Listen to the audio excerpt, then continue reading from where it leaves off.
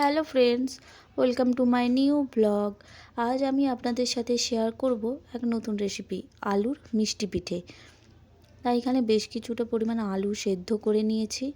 এবার দিয়ে দিতে হবে অল্প পরিমাণ লবণ। এবার দিয়ে দিতে হবে পরিমাণ মতো চালের গুঁড়ো। চালের গুঁড়ো দিয়ে ভালোভাবে এটাকে মেখে নিতে হবে।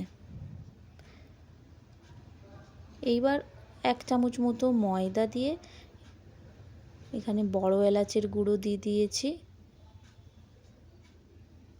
এটা ভালোভাবে মেখে নিতে হবে।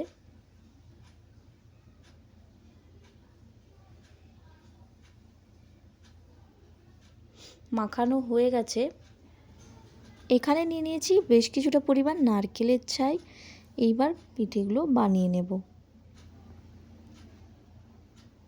এইভাবে ভালোভাবে খোল করে তার ভেতর নারকেলের পুরটা দিয়ে দিতে হবে। ভালোভাবে মুখটা বন্ধ করে নিতে হবে যাতে ভেতর থেকে পুরটা বেরিয়ে না আসে। ভালোভাবে হাতে করে চেপে এভাবে লম্বা লম্বা ছোট ছোট করে ল্যাংচার আকারে বানিয়ে নিতে হবে।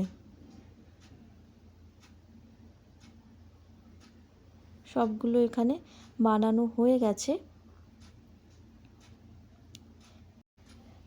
এইবার চিনির রস করে নিতে হবে। তাই পরিমাণ মতো চিনি আর জল গ্যাসে বসিয়ে দিয়েছি।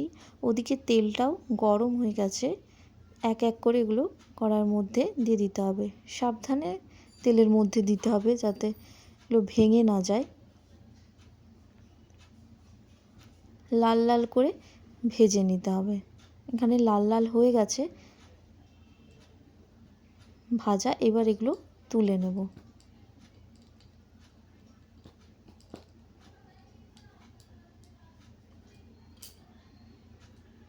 এগুলো এবার চিনির রসের মধ্যে দিয়ে বেশ কিছুক্ষণ এগুলোকে ভিজতে দিতে হবে যাতে রসটা ভেতরে অবধি যায়। এবার রেডি হয়ে যাবে আলুর মিষ্টি পিঠে। আপনারাও বাড়িতে এইভাবে বানিয়ে ফেলুন। ভিডিওটা ভালো লাগলে অবশ্যই একটা লাইক করে দেবেন।